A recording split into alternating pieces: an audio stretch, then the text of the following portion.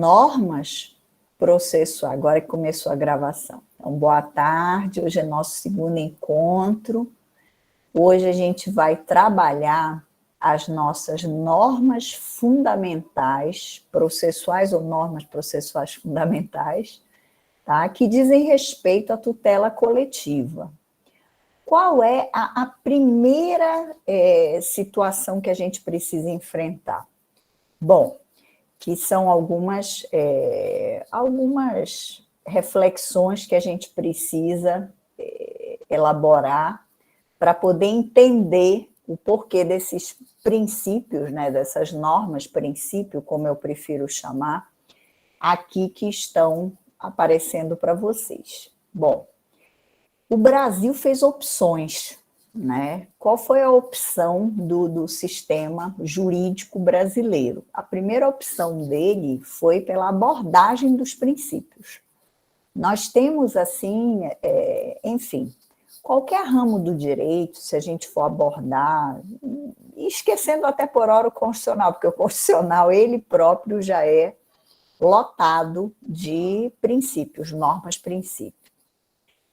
Mas se a gente for enveredar por administrativo, se a gente for enveredar por penal, civil, qualquer ramo do direito, não importa se ele é privado ou se ele tem a conotação, né, o revestimento público, não importa. E hoje, para a gente, até essa divisão, direito público, direito privado, ela perde um pouco o sentido, porque, em verdade, todo e qualquer ramo do direito, ele vai ter ingerência, né, localização do próprio poder público, mas ele tem que respeitar, obviamente, dentro do seu perfil, os limites dos nossos aspectos privados de propriedade, de honra, de imagem, de direitos autorais, né, do meu corpo em si, né, da nossa raça, da nossa cultura, das nossas crenças.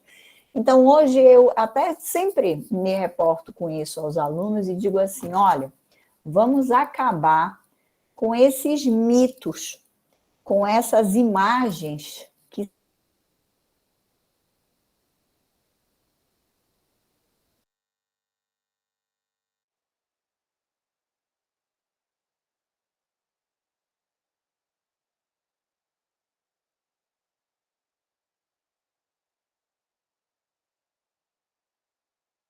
acabar essa ideia, que é uma ideia totalmente equivocada, e a gente tem que saber mesclar, saber dosar, né, eu diria, calibrar o público e o privado. E isso é fundamental para começar o sentido. Então, a tutela coletiva, ela também tem que respeitar a vontade, o eco. Tanto é que ontem, quando eu fiz essa abordagem para vocês de que esse projeto de lei 1641, que eu me reportei, que está agora na Casa Legislativa, no Congresso Nacional, a respeito dessa situação de uma legitimidade, de uma ação que seja a expressão dos indígenas, das comunidades, dos quilombolas, enfim. A ideia qual é? Muitas vezes, deixar hoje, no hoje do que a gente tem, né, do presente, mas que a gente observa que não é suficiente, deixar na mão do Ministério Público, da Defensoria Pública, do próprio Estado. A gente tem que ter o eco de quem realmente está para o problema, na situação enfrentada. E a proposta das normas processuais fundamentais, então, é sem dizer que elas constituem ou direito público ou direito privado, ou que expressão é. A ideia é entender o contexto, a proposta do caminho coletivo. E para se entender, por isso que a gente aborda uma expressão que para a gente é muito cara do direito, que é a palavra, né? O termo, princípio. Princípio, se você abrir qualquer livro, maior parte ele vai passar para a gente um conceito. Uns vão dizer que é o mandamento maior, que é a expressão máxima, né, que é a parte mais importante. Mas o que eu gosto muito, e, enfim, não vou dizer que é a verdade absoluta, não existe isso, né? Hoje eu acho que a gente tem que se questionar até o que é verdade, mas um conceito que eu acho muito válido, que o Brasil abordou, é dentro da visão de um autor americano, que tem muita influência para a gente dentro da graduação, do direito, da pós-graduação, dos estágios de estudo do direito, que é do professor Ronald Dworkin. Eu não sei até se já ouviram aqui com os nossos professores. E Ronald Dworkin, Robert Alexi, que é um professor alemão, o que é que eles enfrentaram como princípio? Um autor até português também, o professor Canotilho, grande professor Canotilho, norma princípio como um sentido de condensar, né, de unir todas as pontas do que representam os valores para essa sociedade. Então, seriam núcleos que condensam o substrato, né, o âmbito valorativo, quais são os valores que a gente pretende para essa sociedade. Então, valores que para a gente podem ser os mais importantes, como um deles, que está aí, o acesso à justiça, para outras sociedades ele pode não ser. E ela não ter a amplitude de um acesso à justiça, que para a gente hoje, aqui no Brasil, é inimaginável você colocar qualquer limite ao acesso à justiça. Mas alguns outros países, enfim, dependendo da opção, né, opção que pode ser essa política, enfim, aí eu já não vou entrar nesse mérito, mas dependendo da formação de Estado, se é um Estado autoritário, se é um Estado democrático, e aí cada qual faz a sua opção. Bom, a Constituição nossa de 88, então ela logo lá no início, ela diz para que ela veio. Nós somos, dentro de uma visão partidária do Estado democrático de direito, ainda que muitas vezes nem tanta democracia a gente tenha, mas enfim, como o valor está lá, como um Estado democrático de direito, com a formação republicana, né, com o Pacto Federativo, uma federação brasileira, e, obviamente, com a expressão dos seus direitos coletivos, olhem que nos interessa, tá? E dentro dessa perspectiva dos direitos fundamentais, tanto a área coletiva quanto a área individual. Então, os dois que têm que se harmonizar. Claro que eu não estou dizendo aqui que eles não podem entrar em conflito. Isso é fato. Eu posso ter vários atritos, e é por isso que existe o processo, que eu tenho atritos entre o individual e o coletivo, entre o interesse de um empresário e aqui a gama de trabalhadores, entre o interesse de um empresário e as nossas comunidades tradicionais, entre o interesse de um grupo econômico, tá? Sob essa perspectiva, e com todos nós, né, o exercício de cidadania que nos compete. Então, óbvio, para isso vem um processo. E então, nós precisamos dessas normas, princípios, como esses amálgamas, como esses substratos, como essa situação de relevância desses valores, para dizer assim, opa, aqui eu tenho interesse de um lado, completamente enviesado, completamente torto de um empresariado, e aqui eu tenho interesse maior dessa coletividade, que é quem tem que preponderar, quem é que tem que ser, obviamente, respeitado dentro desses interesses. Então, essas situações, elas vão ter um embate entre os princípios, que aí a gente vem com esses autores e o aporte de estudos deles. Inclusive, mandei para a Rosane um dos textos, um dos grandes textos, um grande jurista no Brasil, o professor Virgílio Afonso da Silva. O professor Virgílio Afonso diz, então a gente vai ter que, entre dois princípios, para o caso concreto, avaliar, sopesar, ponderar, equilibrar qual é o que deve prevalecer. Não é que o outro seja inválido, que o outro seja ineficaz, que o outro seja errado, mas naquele caso concreto ele não deve ser aplicado.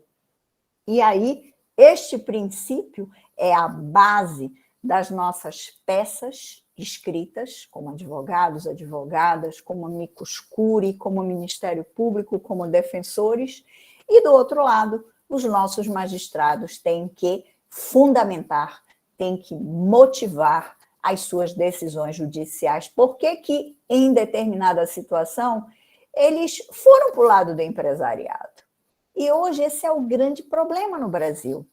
Então, a necessidade da gente sempre voltar os olhos, especialmente, né, no tema que para a gente é muito caro aqui, da tutela coletiva, do processo coletivo, são essas normas, princípios, normas fundantes, normas fundamentais, as normas que vão traduzir os valores, né, toda e a expressão verdadeiramente desse povo, dessa nação, dessa comunidade, dessa região, tá? Desse estado, desse município, tudo que nos afeta. Tá?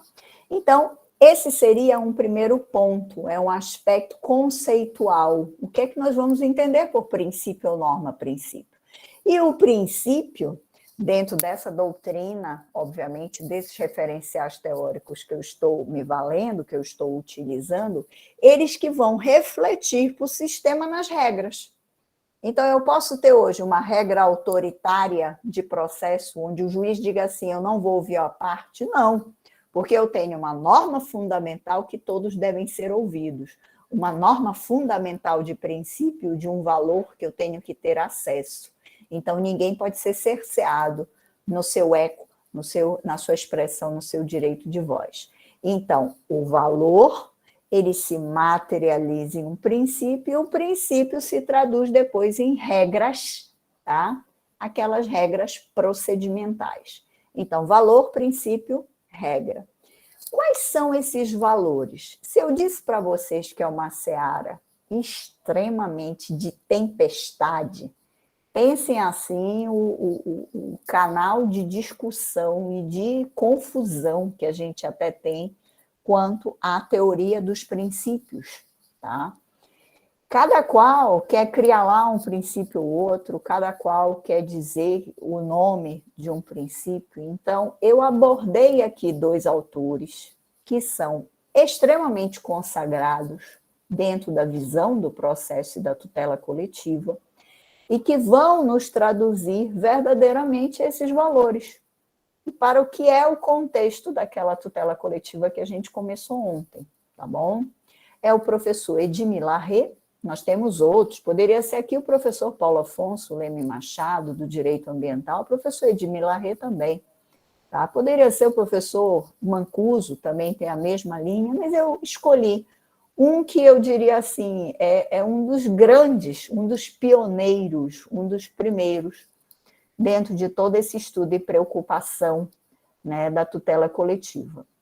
E o professor Edmir Larrey, ele com muita sabedoria, com muita praticidade também, ele não pôs tantos, e ele sintetizou, resumiu muito bem essas normas, princípios, esses valores fundantes. Quais seriam? Primeiro, o processo coletivo é autônomo, tá? Aí eu vou comentar um a um.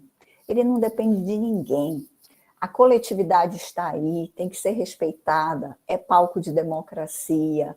Então, ele tem a sua autonomia, ele tem a sua carga de princípios, ele tem a sua carga de valores e ele vai ter a sua carga de regras. Ponto. Esse é o primeiro ponto. Tá? A autonomia do processo coletivo. Com isso, a gente tira ele dessa vinculação a uma tutela individual, que é ruim. Por quê? Porque a tutela individual é aquele probleminha localizado. Ah, eu vou resolver, como eu falei ontem para vocês e vou repetir, a batidinha de carro. Não é que a batida de carro não seja importante, porque, poxa, foi o meu carro. Não é isso. Ela traduz o sentimento do todo? Não. Ela é localizada, ela é circunstancial. Se hoje eu tenho um apartamento e eu alugo meu apartamento, é um problema circunstancial, é meu. Eu tive condições, comprei um apartamento, aluguei, isso não é problema de todo mundo. Agora dizer que faltou medicamento, agora dizer que faltou leito, agora dizer que não estão respeitando a reserva indígena. Veja, é um grupo inteiro atingido. Então, isso aflora aquela coletividade. Então, esse sentimento de coletividade, essa expressão maior de coletividade, é mais do que nunca afirmando o quê? Ele é autônomo e não depende de ninguém. E ele tem que ser respeitado, tá? E para qualquer palco de democracia, eu não poderia dizer diferente.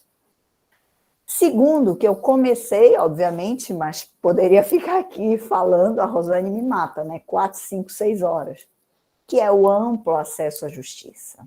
Hoje, e vejam, o acesso à justiça, ele já teve idas e vindas, né? Nós já tivemos um acesso à justiça lá no passado. O que era esse acesso à justiça? O acesso à justiça era a demanda no Poder Judiciário. Então, eu fui lá, bati na porta do Judiciário, dei entrada na minha ação, acabou. Já tive acesso à justiça. Isso é verdadeiro acesso à justiça? Aí tem até um autor de processo, eu não, óbvio, não coloquei ele para vocês, porque ele é muito localizado até para o processo civil. E não era o objeto para a gente. Mas eu só menciono aqui o professor Kazuo Watanabe, tá? Que adotou o Brasil, ele é de origem oriental. O professor Kazuo Watanabe disse assim, que acesso à justiça é esse? Então, lá na década, mais ou menos de 80, entre 80 e 90, o professor Kazuo Watanabe escreveu um livro sobre acesso à justiça. Ele disse, isso não é acesso à justiça, é só ir lá, puf, jogar de paraquedas, né? Você pega de paraquedas, tem aviãozinho. Joguei no judiciário, ingressei com uma ação, acabou o meu papel. Acabou nada, né? Isso não é acesso à justiça. Aí ele até discutiu o termo. E ele disse, o acesso à justiça deveria ser o acesso à ordem jurídica justa. Quer dizer, com um padrão de verdadeira justiça, e justiça mesmo no caso dado. Então, de solução. Então, ele passa a ter uma outra reflexão, e a gente observa que o acesso à justiça no Brasil estava muito longe do que é o verdadeiro acesso à justiça. O acesso à justiça estava completamente reduzido a uma visão de direito de ação. Olhem lá a conclusão. E o que é que se observou? Que esse não era o acesso à justiça que a gente queria. E aí nós conseguimos, com o Código de Defesa do Consumidor, Lei da Ação Civil Pública, que eu mencionei ontem para vocês, Lei da Ação Popular, até ainda que imperfeita, a gente conseguiu um degrauzinho a mais, mas ainda não era o ideal. Precisava mudar o quê? A cultura do acesso à justiça. Não basta ser direito de ação. O que é que adianta eu ir para o judiciário e dizer aqui, olha, ali em uma reserva tem uma queimada, né? Uma violação gravíssima de direitos coletivos, e aí eu quero uma solução. E se o judiciário olha para aquela ação e diz assim, eu vou extinguir, olha o termo técnico, eu vou fechar esse processo, eu vou extinguir, eu vou arquivar esse processo, porque você entrou, dona Gisele, e você não é parte legítima. Porque a Associação Indígena da Reserva tal, da Reserva Parcagê-T, da Reserva Yanomami, não tem legitimidade. E aí? E o problema ali? Que acesso à justiça foi esse? Que o juiz arquivou, que o juiz extinguiu o processo. Então, esse também não é o acesso à justiça que a gente quer, então é muito mais um problema cultural. O judiciário passou muito tempo e ainda hoje ainda tem. Que ranço, que mácula, que coisa ruim. Ele ainda tem a perspectiva de ser um judiciário numérico, um judiciário que quer findar os processos em números.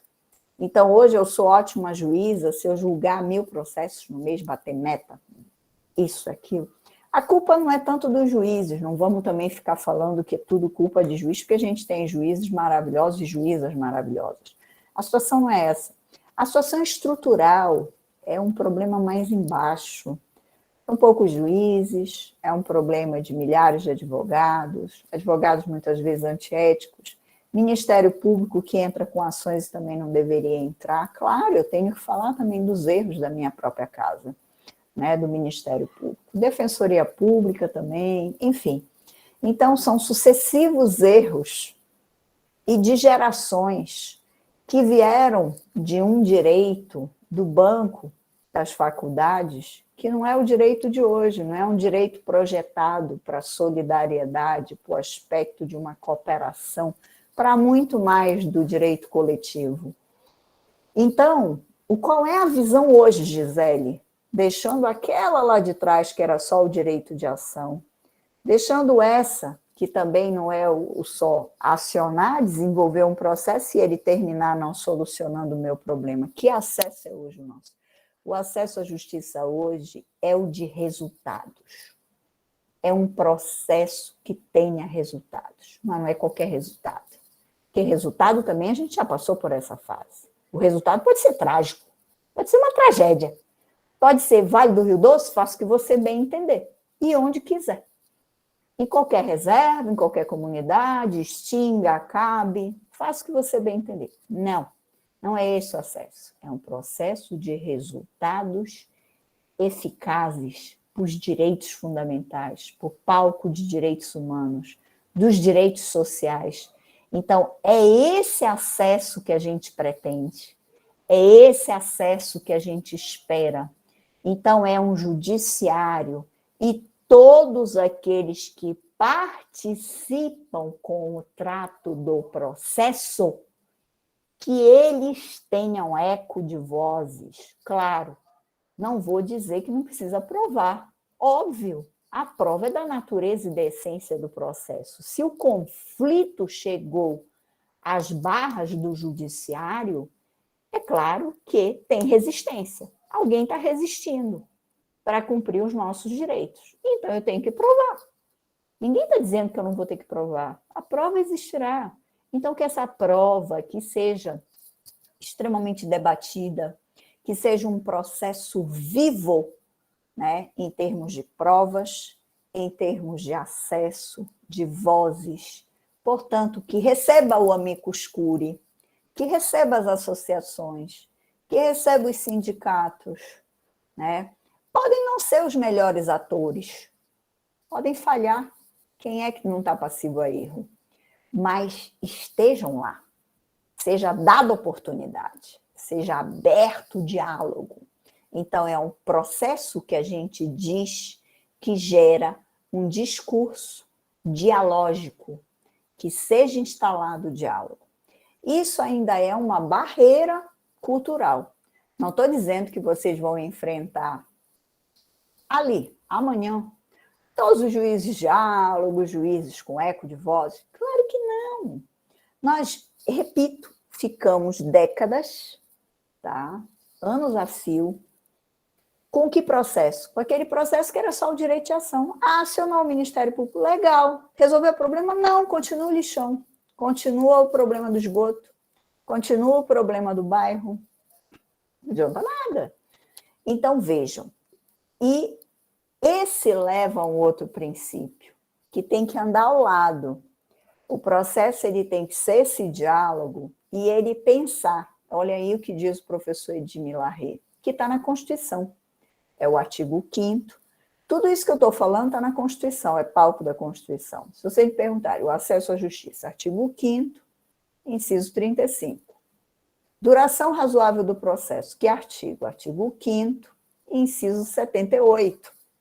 Duração razoável do processo, que inclusive foi introduzido no Brasil, esse dispositivo na Constituição,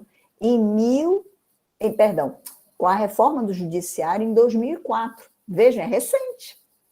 Tá? Com a ampla reforma do Judiciário, se observou que as convenções, os pactos, os tratados internacionais, todos falam em processo sem dilações indevidas.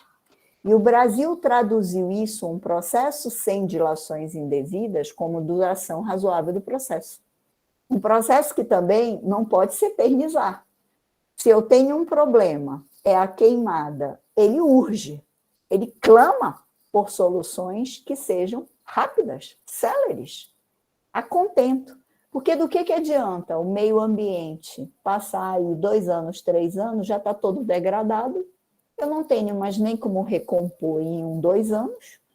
A degradação do processo de 3 anos para o meio ambiente pode se tornar secular, ou melhor, infinitamente, sem conseguir mais impacto consertado, tá? Ajeitar aquele problema estrutural. Então, óbvio que o acesso à justiça tem que caminhar com um mínimo de duração razoável, a razoabilidade do tempo do processo. Óbvio que isso não é fácil, como eu me reportei ainda há pouco, os problemas estruturais são gigantes no país, mas o juiz ele tem que ter técnicas de criatividade e onde ele deve atuar com celeridade, ele tem que ser imediatamente, quando provocado por uma tutela provisória de urgência. O que é uma tutela provisória de urgência? Uma medida liminar. Ele tem que atuar, porque onde a gente trabalha com uma liminar, no sentido da urgência, a urgência é aquele nível de UTI, é a unidade de terapia intensiva. Eu tenho que atuar. Quando eu digo assim, eu preciso do medicamento porque é um caso de um doente que pode morrer amanhã. O juiz vai demorar 2 semanas para analisar se é um doente que pode vir a falecer amanhã, morrer amanhã. Então, a gente tem técnicas no próprio processo, que aí vem as medidas liminares para a gente impactar o pedido de uma tutela de urgência, de uma tutela provisória de urgência, para que ele analise imediatamente. Então, essa é a ideia da duração razoável do processo, que no contexto Brasil, nós temos técnicas maravilhosas. O devedor vai fugir, bloqueia os bens dele, outra medida de urgência, imediatamente bloqueia todo o aspecto financeiro dele. Com o caso da ponte aqui, que houve aquele problema da travessia para Baetetuba e que a ponte, né, rompeu. O que é que foi feito pelo próprio Estado do Pará? O Estado do Pará ingressou judicialmente e pediu uma medida de urgência. Por quê? Porque o navio que provocou a ruptura da ponte, né, que destruiu a ponte, ele era um navio de bandeira estrangeira. Então, a gente estava lidando com uma empresa de porte internacional. Essa empresa ia sumir do mapa. E cadê o dinheiro para reverter para a ponte? Né? O dano que ocasionou para a população toda. Imaginem, para chegar produtos, por outro lado, para as pessoas transitarem, doentes. Imaginem os doentes que precisam ser transportados para os hospitais da capital, né, Belém. Então, pensem no caos. O Estado, imediatamente pela Procuradoria-Geral do Estado, ingressou com uma ação de caráter coletivo e conseguiu, com o bloqueio, já parcela desse numerário, desse dinheiro, para reverter em prol da construção da nova ponte.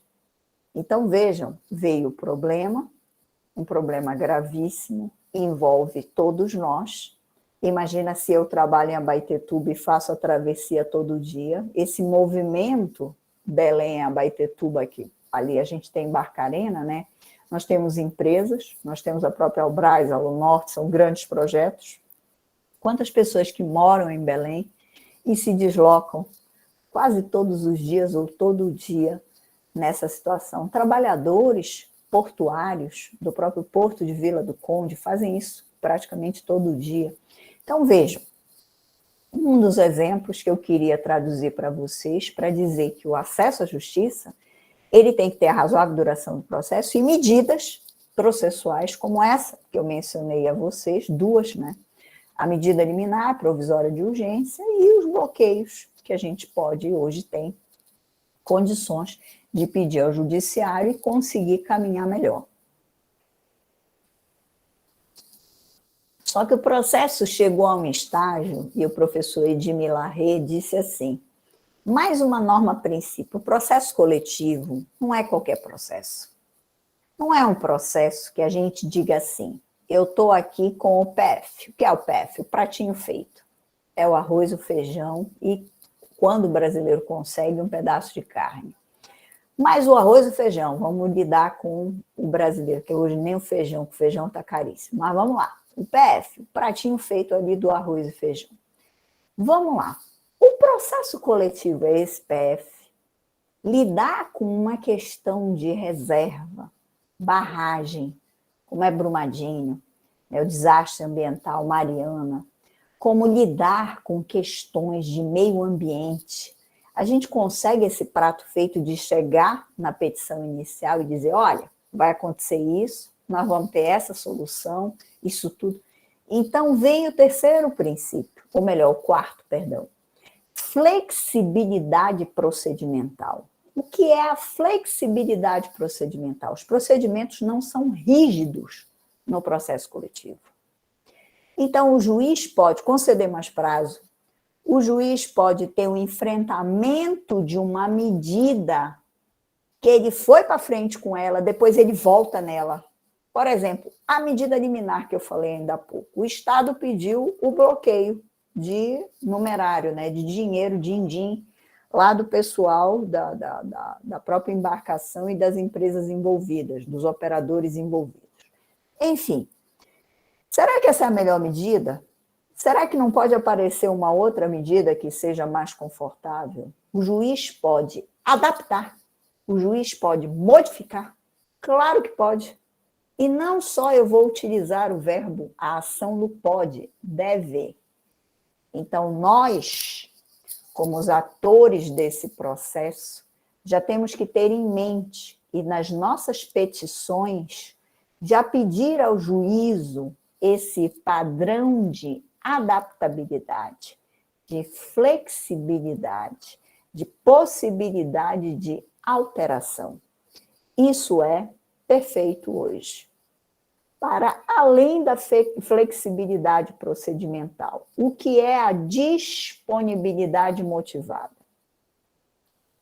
Tudo no processo tem que ser motivado. Então, para o juiz até modificar uma medida, quer dizer, ele tinha o padrão de uma, para ele enveredar, ele partir para outra, eu tenho que ter a motivação. Então, a ideia de um grande princípio, isso é até para a nossa proteção em termos de democracia.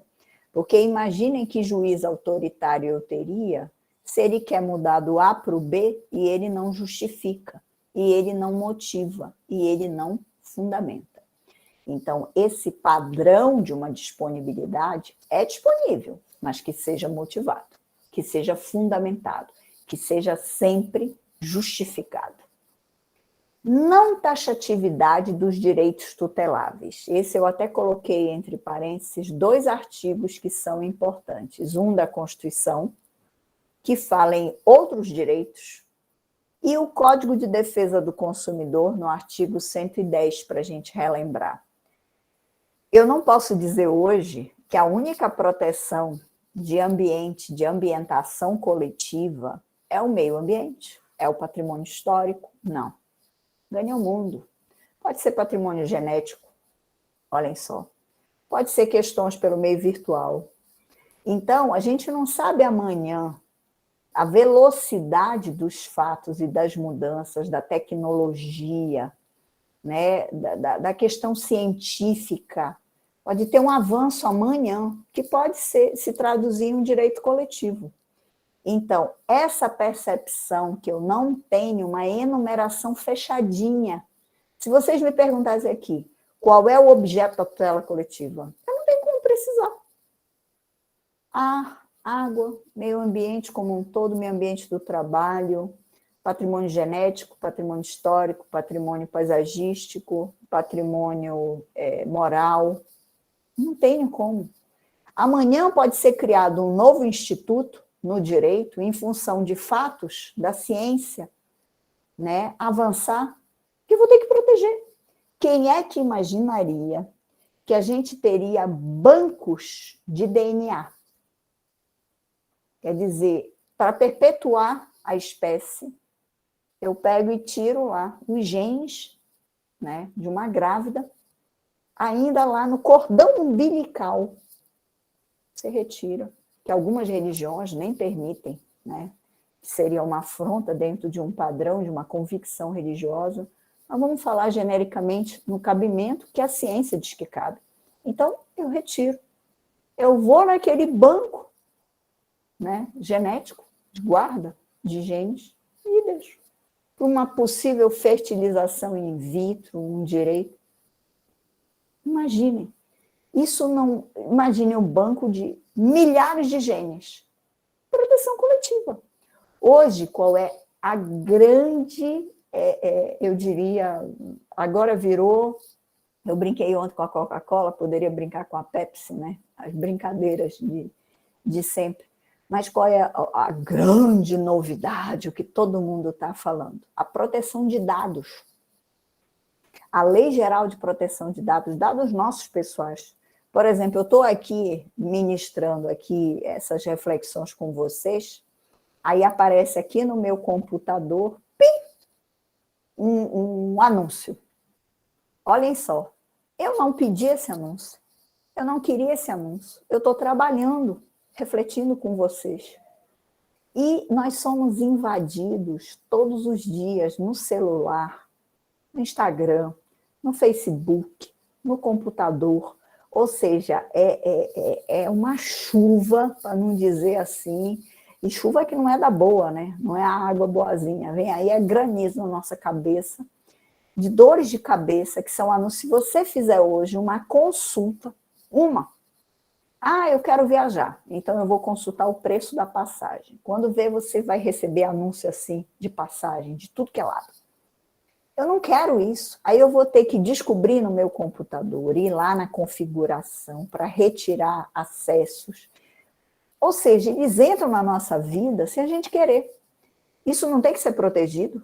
Isso não é um problema que atinge toda a sociedade brasileira, todos nós que estamos, enquanto utilizadores do padrão da internet. Então, vejam, isso tudo está dentro da seara coletiva. Para dizer o que para vocês? O céu é o limite. O tipo de direito coletivo, o objeto que eu vou ter, ele pode ser criado amanhã. A ciência caminhar para uma situação de criar um instituto novo, completamente novo, que surgiu amanhã e que a gente não tinha nem noção. Então, as nossas leis coletivas, e aqui eu estou destacando a própria Constituição, elas não vão mais dizer qual é esse objeto. Qualquer direito que tenha uma extensão coletiva, e aqui eu estou usando o coletivo geral, né, sem ficar classificando o coletivo, cabe a proteção.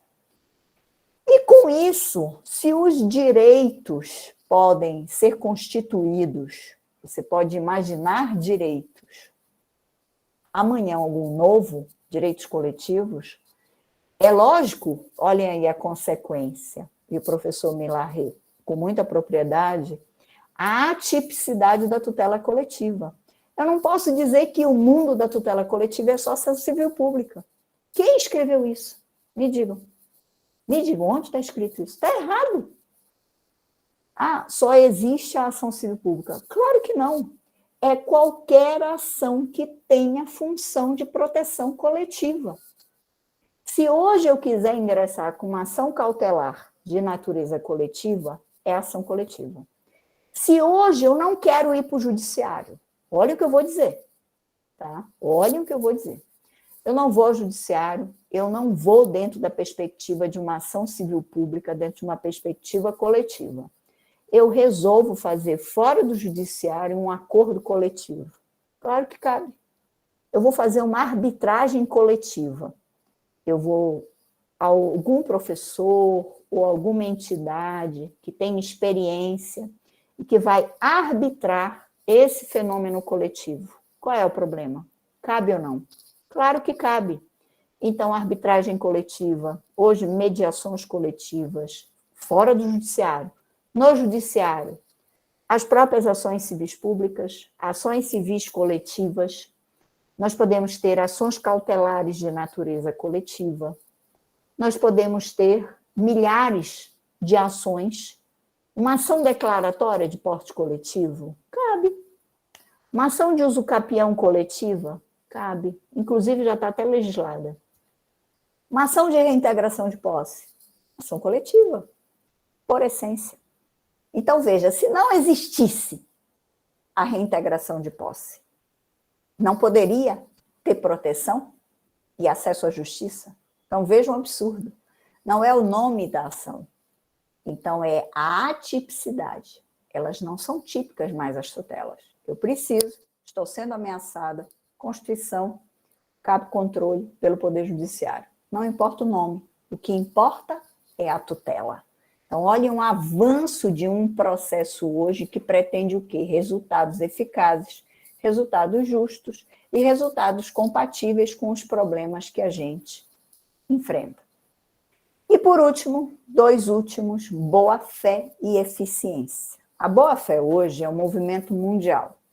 Nós passamos crises éticas, muitas crises no processo, né? Absurdos de até se defender o direito da parte mentir. Isso é um absurdo. Como é que você pode defender isso em juízo, né, perante um juiz? Então, hoje, a boa-fé, a conduta ética, né, ela tem que estar para o processo. Ah, Gisele, mas tem muito advogado antiético, tem muita parte antiética, né, todos para que estão com o trato do judiciário, existe corrupção, existem problemas. Ninguém está dizendo que isso acabou.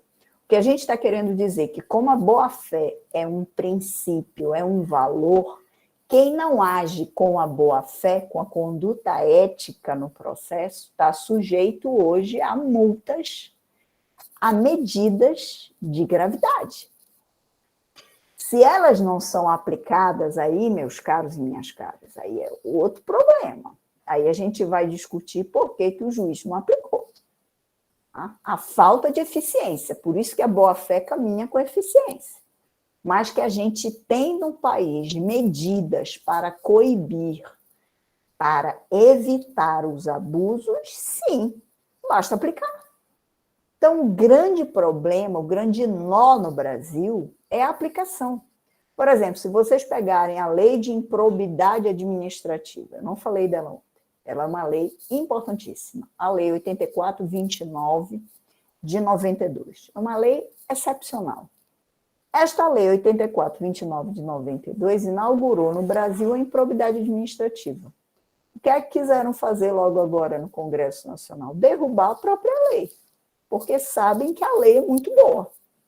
Para colocar quem? Quem é corrupto, quem realmente tem um padrão antiético, nos rigores do próprio exercício do que você fez de legalidade. Enfim, basta aplicar. Ela tem várias medidas lá. Perda de cargo, tá? Impedimento de exercício de direitos políticos, então eu não posso me candidatar a cargos políticos. Ela tem questões cíveis, ou seja, eu tenho que pagar indenização. Então, além do cargo, além dos outros problemas que eu estou relatando, e ela tem os crimes, a parte penal, que é a melhor coisa do que essa. Agora, qual é o grande problema? É uma lei que está no Brasil de caráter coletivo desde 1992. Olhem só, é a lei 8429 de 92. Maravilhosa. Basta aplicar. Então, é muito mais um problema estrutural do judiciário do que legislativo. Claro, se derrubarem, aí já é outra história. Aí é um país que está indo em um rumo desgovernado, né? Totalmente ruim. Mas a boa-fé, ela caminha com a eficiência. Por exemplo, você mencionar padrões de justiça fora do Brasil que sejam mais eficientes, vamos lá, um padrão de Austrália, um padrão de Alemanha, onde um processo ele tem a sua celeridade, ele caminha, cabe prisão, a autoridade ela tem que pagar pelo ato dela, pessoalmente. Então, são situações que a gente vê o quê? A eficiência, porque exige essa aplicabilidade, e o abuso a respeito da boa-fé, ele imediatamente é naturalmente cerceado e a pessoa tem que pagar, né, dentro dos rigores do que seja o seu ato, né, a proporção do seu ato. Então, essa é a ideia do professor Edmir Larrey para o processo coletivo. Quando a gente passa para os dois outros autores que escrevem juntos, tá? É um volume que, inclusive, eu coloquei para vocês como bibliografia básica, é o volume 4 do curso de Direito Processual, que é só coletivo, dos professores Fred e Zanetti. Eles dão um amplo aspecto para vocês, tá? De tudo. Eles vêm hoje com nomenclaturas que são bem atuais. Por exemplo, do devido processo legal coletivo. Esse é um nome que eu mencionei ontem, tá? Vários autores hoje adotam, eu próprio, vários autores adotam. O que é esse devido processo legal coletivo? É pensar. O coletivo fala, então é contraditório. O direito de voz, o direito de participação. Então, ele une assim que, se vocês me perguntassem, bastaria a ele, Gisele, o devido processo legal coletivo, eu ia dizer basta. Eu não precisava explicar mais nenhum, porque todos os outros estariam dentro dele. Por exemplo, adequada representação, legitimidade. Quem é o mais adequado para o fenômeno do indígena? A própria associação indígena, não é o Ministério Público. O Ministério Público vai ao lado, vai a reboque. Não é a Defensoria Pública. Qual é a melhor voz quilombola? É o MP? É a Defensoria? Ou é a própria comunidade? Então, percebam, essa adequada representação é devido ao processo legal coletivo. Então, devido ao processo legal coletivo, o professor Milarré não utiliza, porque, eu repito, foi um dos primeiros, mas nele é o acesso à justiça. Mas nele é a autonomia do processo coletivo. Nele é o direito de participação. Entenderam? Então, esse devido processo legal coletivo é respeitar contraditório, ampla defesa, amplas provas, tá? Um processo que tenha o seu palco democrático, o seu palco que vede, que proíba surpresas. Eu não posso estar em um processo com o Ministério Público e ser surpreendida por uma determinada prova, o juiz não deixar nem eu contraditar essa prova, nem eu impugnar essa prova. Então, percebam, é essa mola, essa via de mão dupla, tripla, de todos participando, dialogando do feito, tá? E, obviamente, o amicus curiae também. Por isso que o próprio Supremo Tribunal Federal voltou na posição dele. Hoje, o amicus curiae pode, inclusive, fazer sustentação oral. Adequada certificação da ação coletiva. O que é essa adequada certificação? O juiz tem que ajeitar a casa. Se vem uma petição inicial para ele, né, vem uma petição inicial, uma ação para ele, tá? Que ela tem problemas de compreensão, problemas probatórios de prova, problemas de o advogado, cadê a procuração? Problemas procedimentais que podem ser resolvidos imediatamente, o juiz não pode mandar esse processo para frente. O juiz tem que ajeitar a casa. Então, certificar hoje o processo coletivo é: quem é o autor desse processo coletivo? Ele é o mais adequado? Eu não tenho que chamar outras pessoas? Olhem lá. As provas são provas suficientes? Eu tenho ou não que continuar o caminho probatório? Porque se o juiz não fizer isso, qual vai ser o rumo da decisão? A decisão vai ser arquivar esse processo porque ele não alcançou o êxito dele, o resultado que se esperava. E aí, como é que vai ficar o meio ambiente? Me digam. Não vai resolver. Então, vai ser processo só para dizer que houve o nome de processo sem solução. Então, a ideia é desse caminhar onde o juiz já vá consertando, são atos concertados. É um pacto concertado todo o processo, ok? Esse nome, inclusive, é utilizado hoje no próprio Código de Processo Civil. São pactos concertados, são acordos concertados. O juiz caminha da melhor forma. E isso vai embora, tá? Por exemplo, coisa julgada diferenciada, extensão subjetiva. Ah, olha, Gisele, essa ação coletiva foi no estado do Pará, então só serve ao estado do Pará. Claro que não. Todo e qualquer que esteja no território nacional e tenha identidade com aquela decisão, com aquela causa julgada, com aquela coisa julgada, ele pega aquela coisa julgada e aplica, e tem que ser cumprida. Então, eu posso estar morando lá no Rio Grande do Sul. Se o dano tiver uma natureza nacional, essa sentença não me atinge? Claro que atinge. E o Supremo Tribunal Federal, neste ano, tá? Eu até coloquei lá na frente para vocês, eu acho que tá, eu vou até passar aqui para mostrar para vocês, está aqui. Este tema 1075 do Supremo Tribunal Federal, eu passei aí o cursor para vocês lerem, por favor. Tema 1075 do Supremo Tribunal Federal, no artigo 16, interpretando a Lei da Ação Civil Pública, o Supremo Tribunal Federal acabou com essa situação de que a decisão foi no Pará, então só serve o Pará. Não. O dano é nacional, o dano é regional, a região inteira está cobertada. Não importa. Vou usar no processo individual, vou usar no processo coletivo, não interessa. A decisão é igual para todo mundo, então eu vou me beneficiar. É o que a gente chama de efeito, acompanhem aí, por favor, que eu só adiantei a tela, mas eu vou voltar à anterior. É o efeito pan-processual, é o efeito metaprocessual. Aplica-se a todos os processos transcendentemente. Vai além muros daquele processo. Então, para todos indistintamente. Olhem que legal. É a extensão subjetiva. A coisa julgada coletiva, por isso que ela é diferente da individual. É uma coisa julgada em prol de todos. É o que a gente chama de erga omnes. É a extensão subjetiva dos efeitos da coisa julgada, da causa julgada, do caso julgado. Então, ela serve para todos. Se a razão de ser pode até ter sido para a reserva Yanomami, isso não significa dizer que a outra comunidade indígena, Munduruku, Paracajete, enfim, N nomes, a razão de ser é a mesma.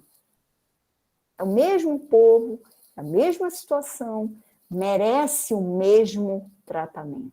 Então, a coisa julgada coletiva é para passar uma régua igual, isonômica, que ofereça e oferte igualdade para todos. Aí eu volto à minha lâmina anterior. E o Supremo, imaginem que o país ainda discutia isso.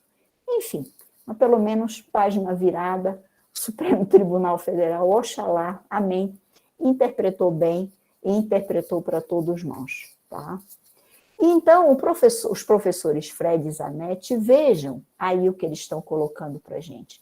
Indisponibilidade da tutela coletiva, ou seja, o interesse que é abordado pela tutela coletiva é indisponível.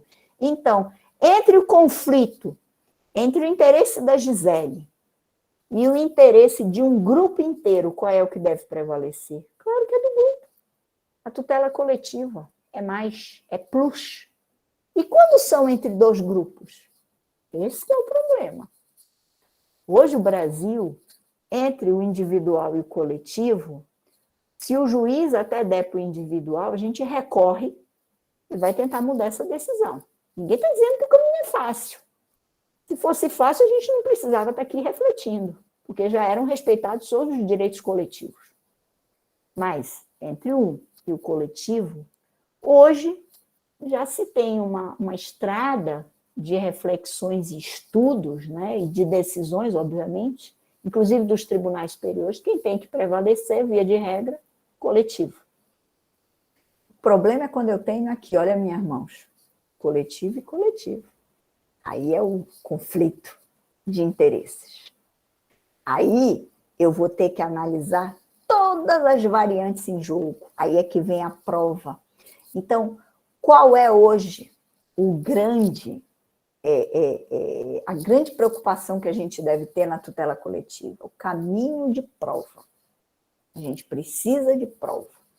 E amém que hoje o nosso campo probatório é um campo probatório muito fértil, a gente admite até prova digital, a gente admite até prova oriunda daqui de um celular. Então, já melhorou bastante. Então, isso ajuda muito, né? A prova. A gente pode falar hoje em prova emprestada. Por exemplo, pode ser uma prova que foi colhida lá no processo penal, a gente arrastar essa prova para o processo civil, para o processo trabalhista.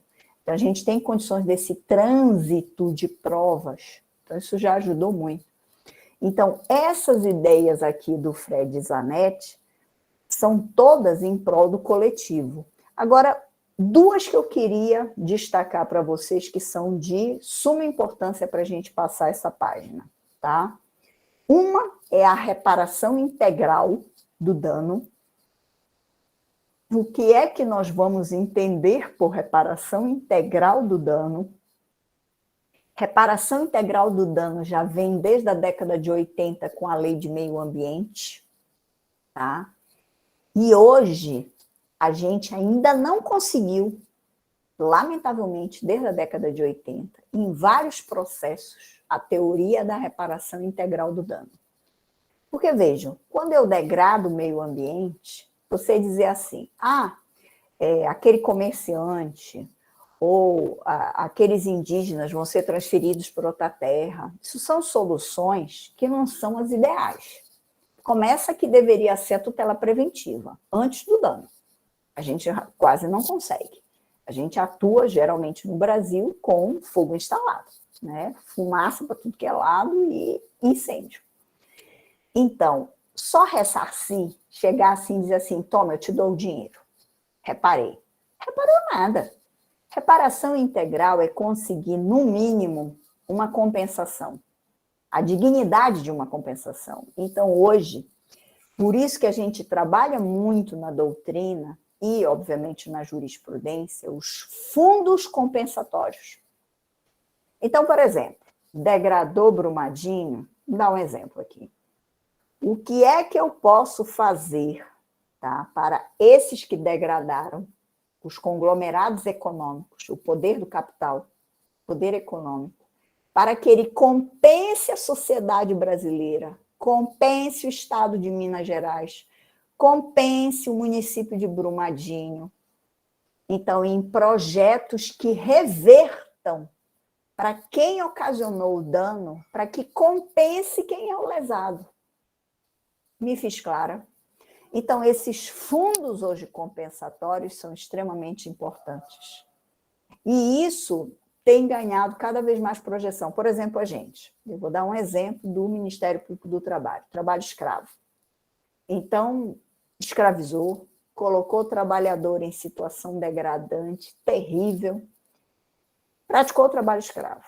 Aquela situação, aquela mancha naqueles trabalhadores, ela não vai conseguir ser apagada nunca. No máximo, a gente vai conseguir uma indenização, vai tentar recolocar ele no mercado de trabalho, mas eles foram lesados assim na alma, que é a dignidade. Mas eu pergunto, e todos aqueles outros trabalhadores que podem ser lesados por esses que cometeram, eu tenho ou não que fazer uma compensação pesada sobre esse que praticou para que ele não pratique mais? Então, são fundos reparatórios para que se exercite uma mola de um dano moral que a coletividade sofreu. Por isso, dano moral coletivo. Então, nas nossas ações com trabalho escravo, fraudes, degradação de meio ambiente, situações de imigrantes, de tráfico de imigrantes, problema de trabalho infantil, adolescente, o que é que a gente pede nas nossas ações coletivas? O chamado dano moral coletivo, que é uma forma de compensação desses, obviamente, não só os lesados, mas toda a sociedade brasileira, todos aqueles que podem, no futuro, serem lesados. E é uma maneira de, pedagogicamente, a gente incutir na cabeça desses que lesaram, sejam pessoas físicas, sejam pessoas jurídicas, né? Via de regra, pessoas jurídicas, né? São poderosas empresas, conglomerados econômicos, que eles não pratiquem mais. Então, é uma maneira de dar uma lição, de dizer assim, olha, vocês receberam aí a aula, né? Não pratiquem de novo, porque a conta foi alta. Então, a ideia é essa, são fundos de reparação. E que não sejam fundos no Brasil, aí vem a minha crítica, que eu não poderia deixar de fazer, Fundos a título perdido, tá? Esse que é o grande problema do país. A gente reverter para um fundo, né, que depois a gente não saiba no que foi empregado. Que sejam fundos concretos, fundos palpáveis, fundos que a gente saiba onde o dinheiro está sendo revertido. Então, a ideia é essa, pedir o dano moral coletivo. E a última situação que eu queria mencionar para vocês está aqui, eu vou até marcar. É o chamado ativismo judicial. Isso é uma grande discussão. Se o juiz ele pode ser ativista, ele pode ser ativo, ou se ele deve ser um juiz mais inerte. E qual é o papel do Poder Judiciário? O que é que eu acho? Tá? Vocês podem discordar e fiquem muito à vontade. Nós temos Poder Executivo, Legislativo e Judiciário. Ontem eu mencionei, e volto a mencionar, que a conta acaba no Judiciário. Quando o Executivo não faz, o Legislativo faz mal, vem para o Judiciário. E o Judiciário tem que dar uma resposta. E essa resposta não é qualquer resposta. A gente já viu que acesso à justiça é uma resposta adequada. Tem que ser uma resposta eficaz. E que seja em um prazo razoável. Bom, qual é o grande problema? Que o Judiciário hoje, ele está inchando demais. Tudo que é demanda, todo problema coletivo está indo para o Judiciário. O Judiciário, primeiro, ele está estruturado para resolver tudo isso? Essa é a primeira pergunta. 2, ele pode enfrentar de tal modo que ele faça tudo? Então, eu dou um exemplo. Não tem medicamento para todo mundo. Aí vem uma ação para o Judiciário. O Judiciário diz assim, Executivo, dá o teu jeito e dá o medicamento. Não importa de onde tu tires o dinheiro. Pode ser assim? Então, veja, o problema de um ativismo exagerado, ninguém está dizendo que o juiz não deve ser ativo. Ao contrário, eu acho que o juiz deve ser diálogo, o juiz deve ser um participante do processo, o juiz deve aberto às possibilidades. Mas o juiz, repito, aberto às possibilidades, não é o juiz autoritário que diz assim, não importa, Estado, de onde tu tiras o dinheiro, tá aqui, eu sou juiz, eu bato o martelo na tua cabeça e decidi e dá o teu jeito. Então, veja, não é esse juiz autoritário que a gente quer. Então, a leitura de ativismo que a gente tem que fazer é com bom senso. Qual é o juiz ativista que a gente pretende? É o juiz dialogado, é o juiz que enfrenta uma audiência pública, é o juiz que ouve a comunidade, é o juiz que vê tudo que está cercando e todos os problemas para ele tentar criar uma melhor solução. Entenderam? O palco do ativismo não pode ser um ativismo exagerado, um ativismo maluco, onde o juiz faz o que ele bem entende, e nem o não ativista. Tem que ser um ativismo ponderado e equilibrado. Ninguém está dizendo que isso é fácil, mas esse é o nosso grande desafio. Inclusive, não só para o judiciário, tá? Para o Ministério Público, para a Defensoria Pública, para os advogados públicos, para todos nós que estamos no trato da justiça. Esse item do efeito panprocessual, o que eu tinha a falar para vocês, e com muita alegria, ainda bem que tivemos a decisão maravilhosa do Supremo Tribunal Federal, era essa. O que é, repito, o efeito panprocessual, metaprocessual, que aplica a todos que estejam para aquela decisão. Então, é a chamada coisa julgada, eu vou até marcar aqui, ela está até em latim, tá?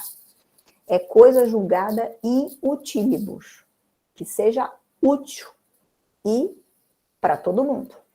Eu estou no problema, para mim serve a coisa julgada. Rosane está no problema, para ela também. Tamires está no problema, para ela também. Ah, mas Gisele, a Tamires, tá? Peguei a Tamires aqui para Belinda. A Tamires, ela não quer essa decisão. Aí a opção tem que ser dela. Olha o enfrentamento do coletivo com o individual. Repito, Gisele pegou a decisão, aplica. Rosane, idêntica, aplica. Tamires levantou a mão e disse, não quero. O problema é dela. Se hoje eu acordo, desculpa a brincadeira, e quero tomar açaí, o problema é meu. Ninguém tem nada a ver com isso. Mas se hoje eu não quero, também o problema é meu. Então, cada qual paga pelas suas escolhas. Mas se a decisão é coletiva, ela estaria lá para me prestigiar, para ser, para mim, canalizada, utilizada. Intílibus, ela me serve. Basta que eu mostre para o juiz que eu estou naquele litígio, naquele conflito, naquele problema. Entendido? Agora, se eu quiser ficar de fora, o problema é meu. Ah, eu não quero essa ação do Ministério Público, eu quero entrar com a minha ação própria. Legal. Vá com Deus e com fé. Escolha sua. O problema é seu. Entenderam? Então, este é um canal de democracia, onde o individual e o coletivo não é acabar com o individual, onde deixa o individual e ele pode ter a sua voz. Então, o que eu tinha para falar era isso. Agora, eu coloquei esse item 8 aqui para vocês, que já é para começar um assunto que eu acho, assim, um dos mais bacanas, eu senti ontem, né? Algumas falas de vocês, preocupações, enfim. E desculpem que aqui ficou no estrangeiro, né? A ideia não é estrangeirar, ficar falando bonito e difícil, não é esse, mas é porque ganhou esse nome na doutrina. São os chamados hard cases, são os casos difíceis. Eu vou colocar até entre parênteses. São os chamados casos difíceis.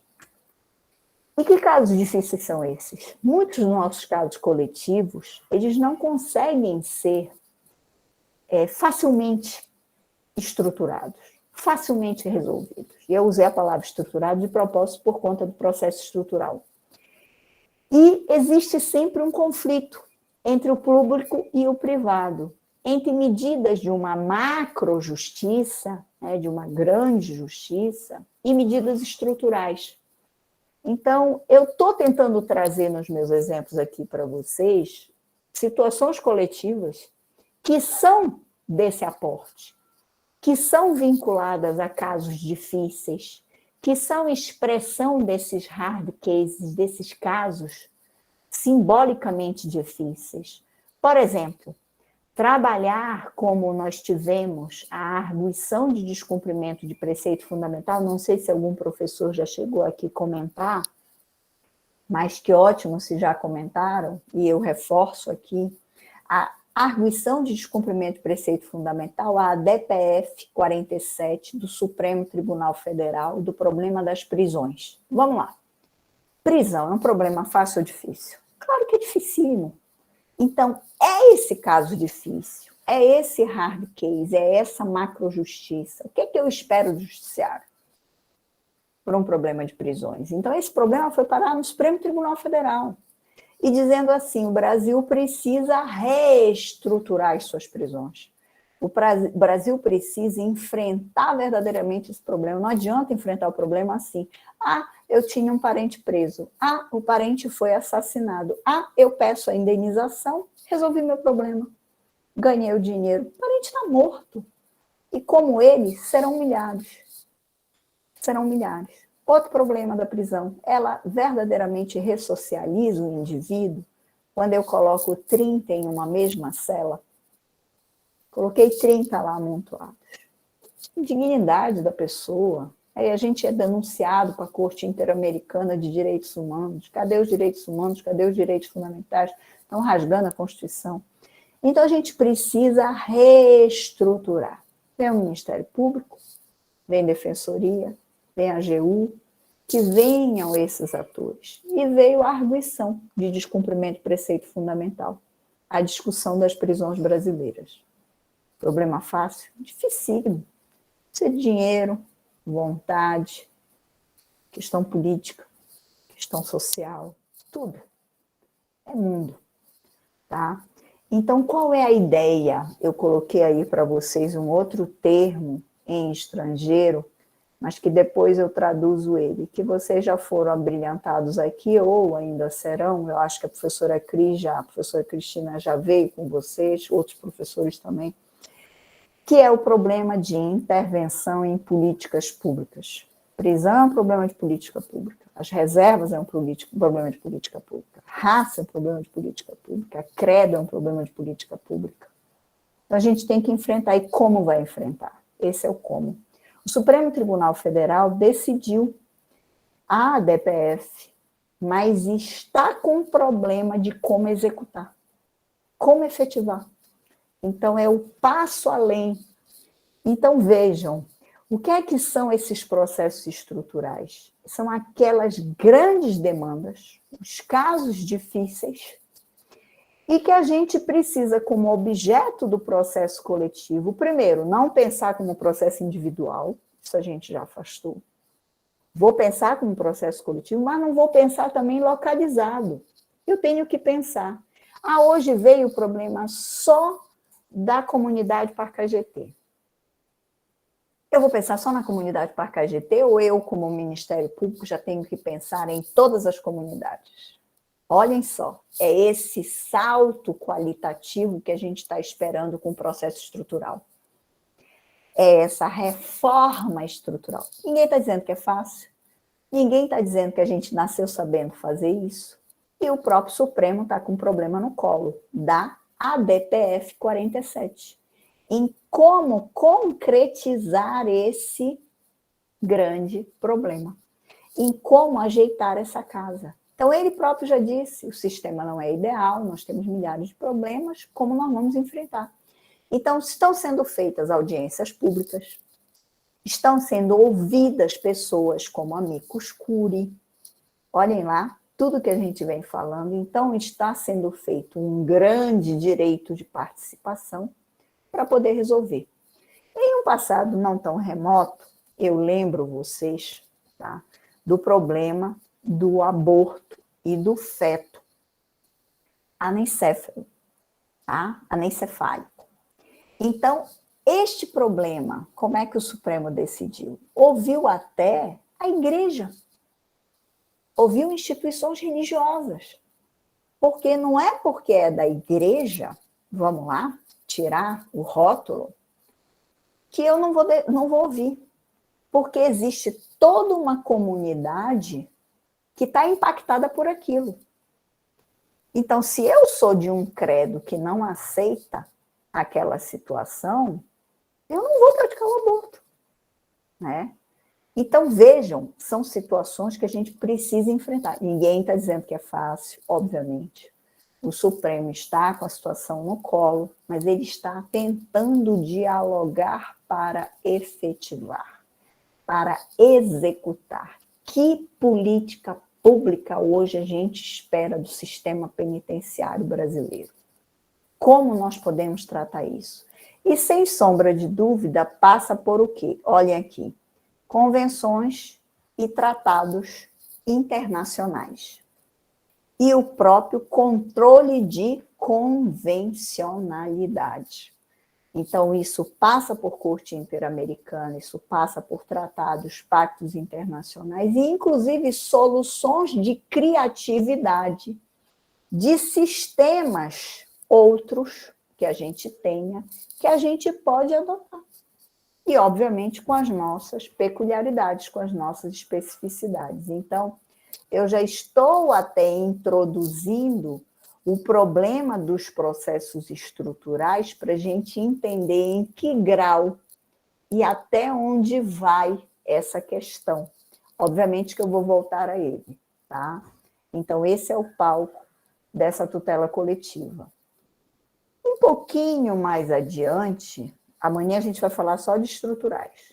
Hoje eu quero findar com objeto e legitimidade. Agora, objeto eu já tratei um pouco, que é a atipicidade do objeto coletivo, mas o que eu quero trabalhar com vocês, que é algo que a doutrina ainda se bate muito, e eu vou tentar trazer algumas reflexões para vocês. Direitos ou interesses meta-individuais? Primeiro, ficar discutindo se o nome é direito ou interesse, para mim é 6 por meia dúzia. Eu não vou ficar discutindo isso aqui com vocês. Existe doutrina que diz que a palavra direito, lembra direito subjetivo, que é inapropriada, que o mais certo é interesse. Tem outra que diz que não, que direito é muito mais amplo. Não vou ficar discutindo isso aqui. Isso para mim é bobagem. Eu acho que hoje a gente precisa, seja direito, seja interesse, entender o que é o meta individual. É isso que é, a substância. O que é o palco do coletivo? Bom, o Brasil fez uma opção. Qual é a opção dele? É o artigo 81 do Código de Defesa do Consumidor. Não foi mudado. Ah, professor, e o projeto de lei vai mudar? Não. Nós não vamos ter mudança quanto a isso.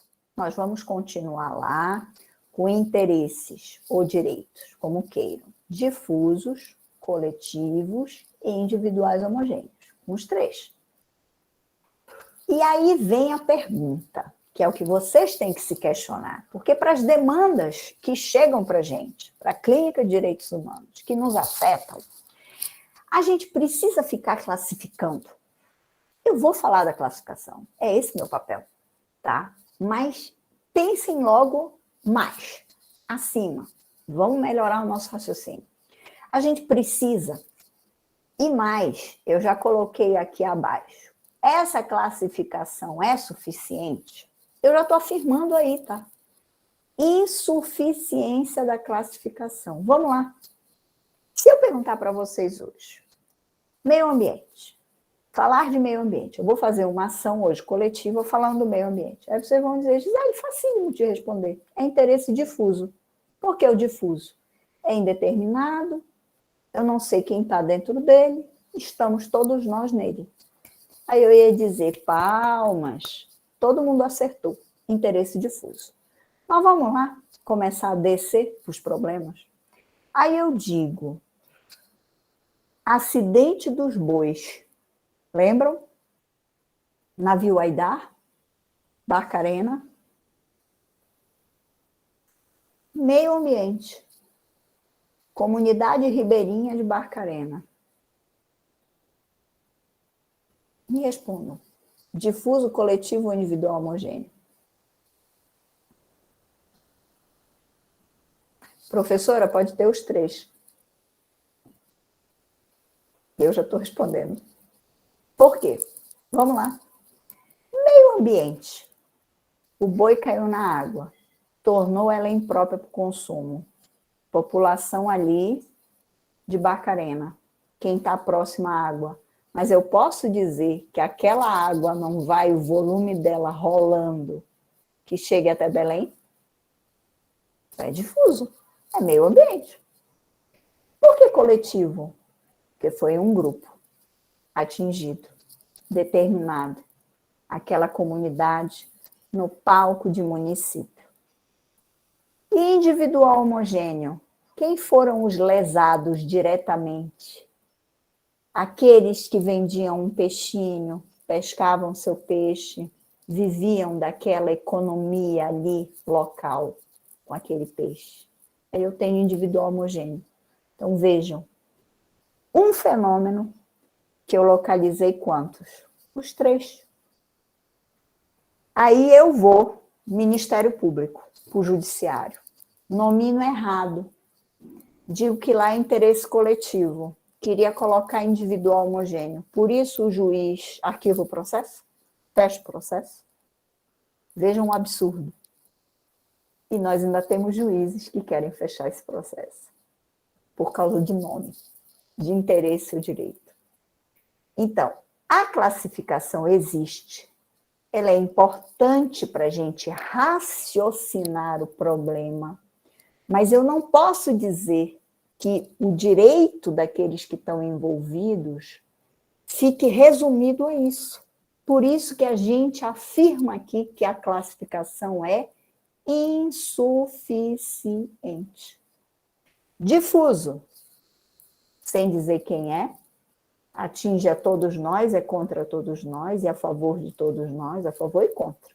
É difuso. Eu não tenho elementos para especificar. Grupos, coletivo, individual homogêneo, lesados, que estão juntos. Batida de carro de 10 veículos, um foi engavetando no outro. Engavetou. Todos esses 10 lesados, o que é? Individual homogêneo. Pronto. Individual homogêneo. Pronto. Por quê? Porque estão para aquela homogeneidade, aquele acidente que houve. O navio Aidar, o acidente que houve, quais foram os primeiros impactados? Os que não podem mais exercitar o consumo do peixe, ou vender o seu peixe, o consumo da água, enfim.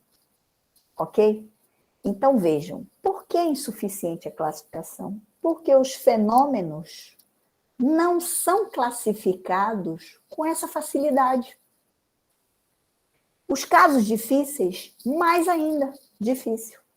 Então, veio um grande professor, inclusive procurador da República, do Ministério Público Federal, professor Edilson Vitorelli. Eu até passei uma das ações para vocês terem a noção de uma ação, se quiserem até depois me formular perguntas, enfim, fiquem muito à vontade, lendo o material.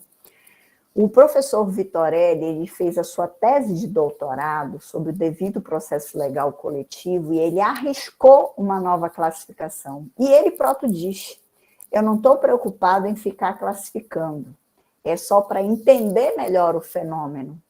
E ele põe esse fenômeno como litígios transindividuais de difusão global, ou seja, sociedades inteiras atingidas, local, por exemplo, esse local, estado do Pará, e irradiados, que são os chamados megaconflitos, são grupos inteiros atingidos. Então, por exemplo, você pensar nos consumidores, você pensar na degradação ambiental, que pode ser Brasil inteiro, é um conflito irradiado, que hoje não é só Brumadinho, amanhã já é Brumadinho, IBH, Belo Horizonte, já é Inhotim, que a gente sabe que já está.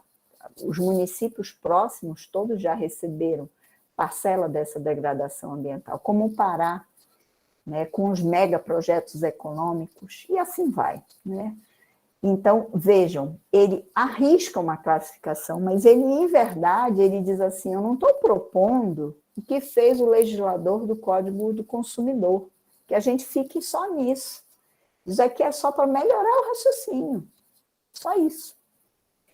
E eu coloquei para vocês ao final que eu concordo com a parcela da doutrina, e é o grande professor Antônio Gide, é um dos maiores especialistas em processo coletivo, já tive a felicidade de convidá-lo para uma banca aqui, inclusive no Pará, ele não conhecia o estado do Pará, ficou, por sinal, encantado, ele hoje mora nos Estados Unidos, ele é professor nos Estados Unidos, mas é brasileiro. O professor Antônio Gide participou aqui de bancas nossas de mestrado e doutorado, ele não concorda com as classificações, ele diz, nos Estados Unidos já se superou isso há muito tempo, porque para o processo coletivo ganhar asas, para ele voar longe, eu não posso ficar criando obstáculos, eu não posso ficar criando mais e mais problemas para ele. Eu tenho que ajeitar a casa de uma maneira muito mais simples, em termos processuais, em termos procedimentais. Se eu ficar discutindo com o juiz, é difuso, é coletivo, e aqui o incêndio está aumentando. Vejam, e aqui o lixão está tendo criança trabalhando. Então, não é essa a lógica do resolver. Então, essa é uma grande discussão e eu não poderia deixar de apresentar para vocês. Coloquei por final aqui o que é mais complicado hoje no Brasil, inclusive para a gente do Ministério Público. Eu não poderia deixar de fazer essa apresentação para a gente refletir, que são os direitos individuais homogêneos.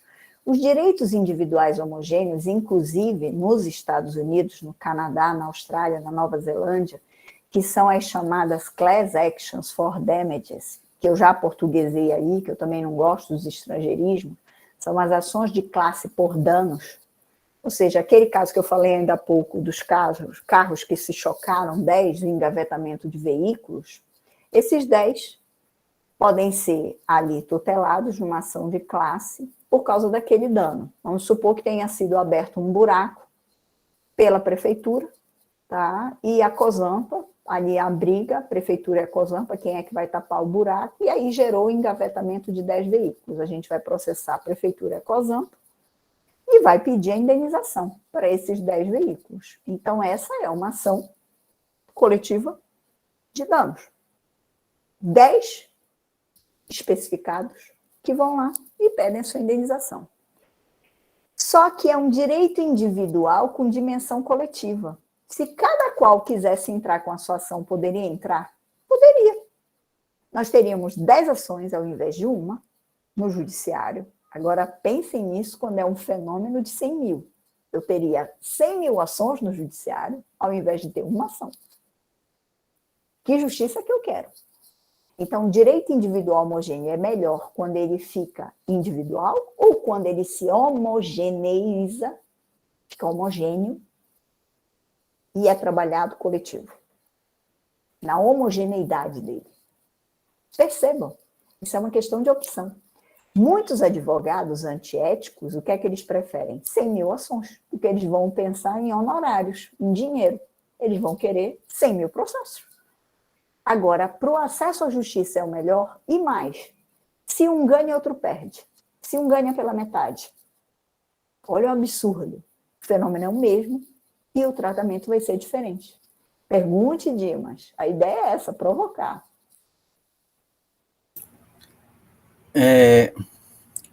Então, professora, me faz lembrar aí a ocorrência da questão dos bancos, né? Que vão jogando, endividando, às vezes sem consentimento do trabalhador, no Brasil todo, praticamente. Aqui na Amazônia, eles se aproveitam, aqui nos interiores, onde o acesso à justiça é bem mais demorado, e segundo alguns levantamentos um pouco precários, mas a gente já foi visualizado de que é lucrativo para os bancos, né? De cada 10 ações, apenas um vai atrás. Outros desistem, outros não querem, né? Olha só, então, essa Os situação. perdem. Vamos Isso. dizer mais, Dimas. O seu exemplo é perfeito, mas assim de muita propriedade. Os bancos, eles jogam com a estatística do ganha-perde.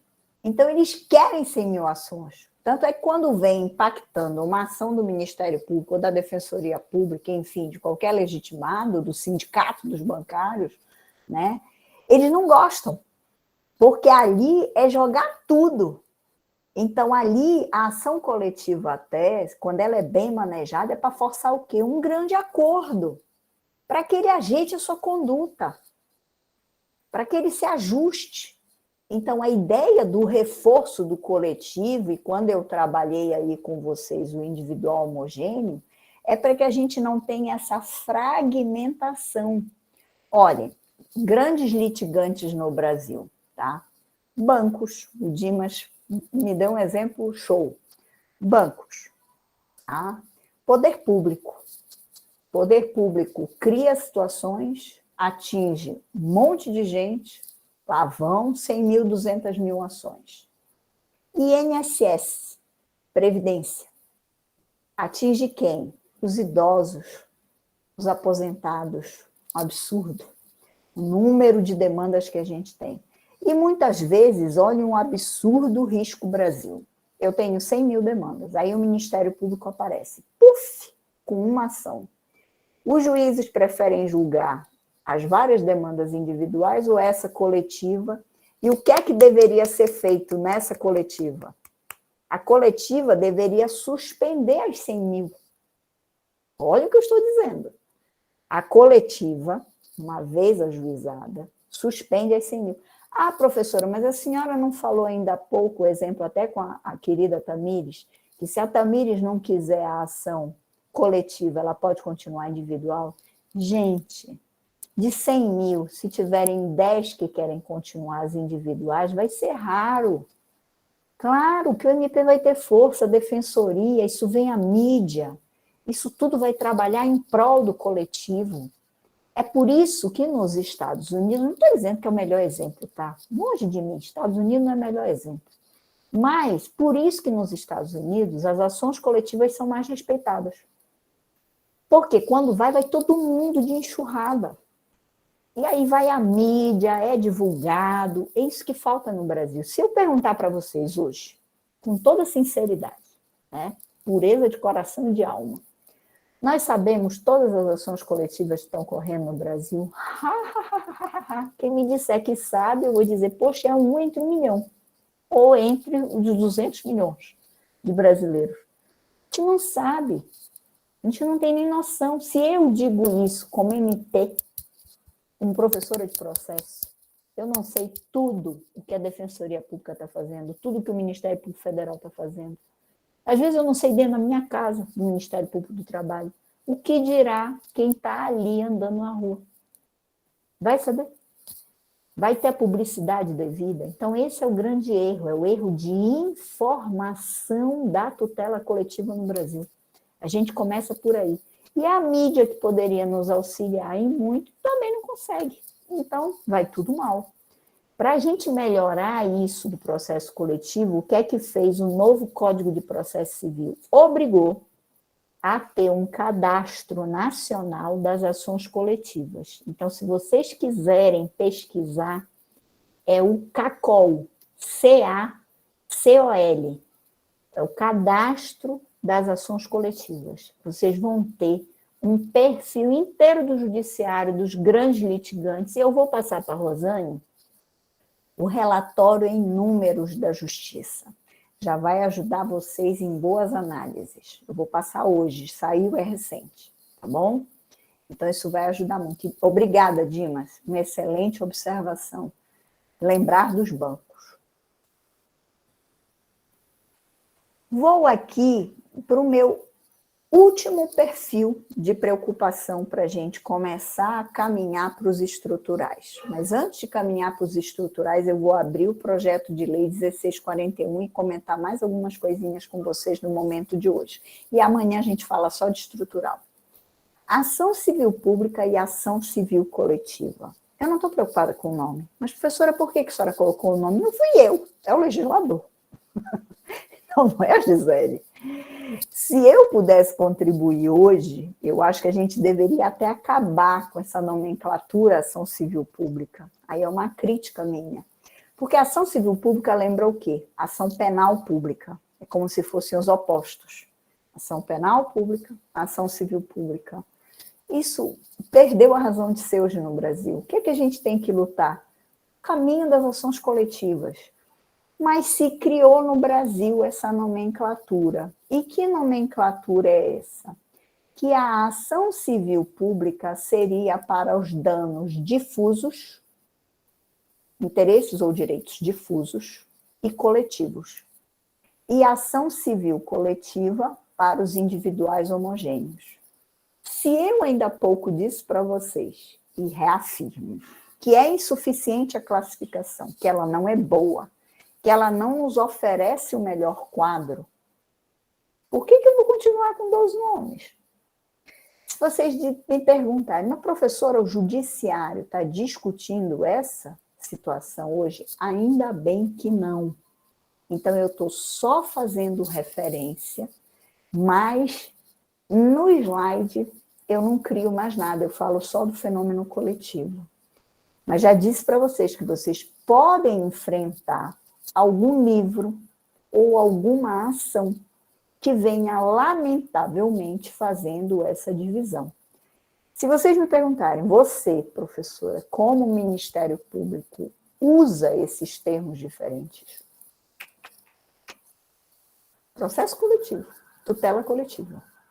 Porque o fenômeno, repito, eu posso ter o mesmo problema. Vamos pegar um.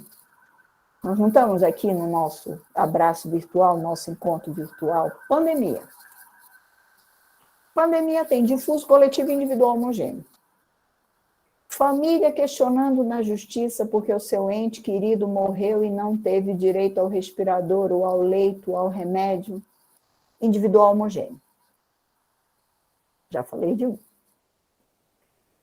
O conjunto de pessoas que estão questionando os medicamentos. Coletivo. E qualquer um de nós que amanhã pode adoecer. Difuso. A pandemia traduz os 3. E o litígio pode ser global, local ou irradiado, como diz o professor Vitorelli. Então, por isso que eu disse para vocês que eu fiquei com o professor Gide. Os fenômenos hoje, eles são tão complexos, tão difíceis, que nós podemos ter os três. Desastres ambientais, todos eles têm os três. Eu não tenho a menor dúvida de dizer isso. A gente, na justiça do trabalho, em prol dos trabalhadores, via de regra tem os três. Tem um que já... Olhem só o exemplo que eu vou dar, que é um exemplo triste. Tá? Determinado... E aconteceu comigo, eu recebi essa denúncia contra as lojas americanas, uma determinada trabalhadora, hoje não tem mais nas americanas, por isso que vocês não encontram mais na americana lanchonete. Vocês lembram, no passado remoto, eu não sei se lembram, que as americanas tinham lanchonetes dentro dela, hoje elas acabaram, por conta dos acidentes. Então, determinada trabalhadora, ela estava espremendo laranja em um espremedor profissional. Espremedor profissional, a rotação dele, gente, o nosso de casa, que é aquele manualzinho, né, simples, tranquilo, protegidinho, você desliga fácil. Imagine um profissional que é assim. Por isso que os profissionais agora têm uma capa protetora, que você não tem contato com a mão. Mas pensem nisso há uns bons anos atrás, uns 10 anos. Estou dando um exemplo até de processo fino. Aí eu recebi uma denúncia, uma trabalhadora que perdeu o dedo, falange de dedo. Acidente grave.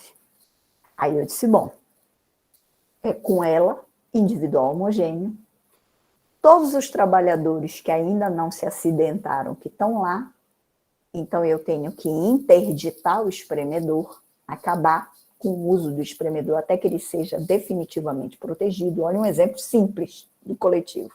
E que tem os três. E todo e qualquer trabalhador que vier a ser contratado pelas lojas americanas, que hoje eu não sei, podem ser contratados 20, 30, 40, não sei se eles vão aumentar a lanchonete, diminuir a lanchonete, não sei, o que é que vai ser amanhã. Difuso. Então, a gente tem o difuso, coletivo e individual homogêneo. Chamei as americanas para tentar um acordo, para proteger. Não tem acordo, ela que errou, não usou direito. Sempre é assim o discurso empresarial. Eu digo, tá bom, vamos para a ação. A ação eu quero o quê? Acabar com o uso daquela máquina desprotegida e protegendo quem está lá.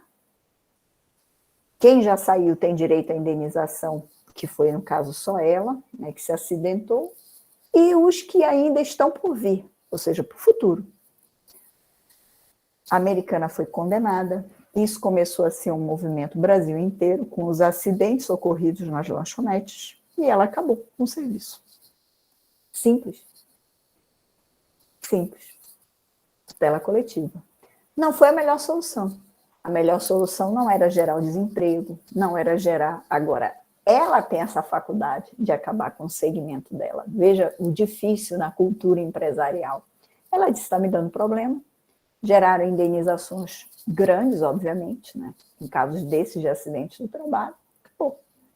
Então, vejam, olhem o perfil difícil, muitas vezes cultural, uma tutela coletiva, e dentro do que eu estou falando, do que me adiantaria entrar com a ação, com uma ação civil coletiva protegendo essa senhora para ela ganhar a indenização? Se eu tinha que me preocupar com quem está lá, continua usando o espremedor. Um exemplo simples, porque simples quando eu digo assim, é uma máquina. Imaginem isso com máquinas dentro de madeireiras, carvoarias. Vai embora. Tá? Estaleiros, construção de embarcações. Os acidentes do trabalho são imensos, os níveis no Brasil. Então, esse é um pequeno exemplo para mostrar o tamanho da bomba, né?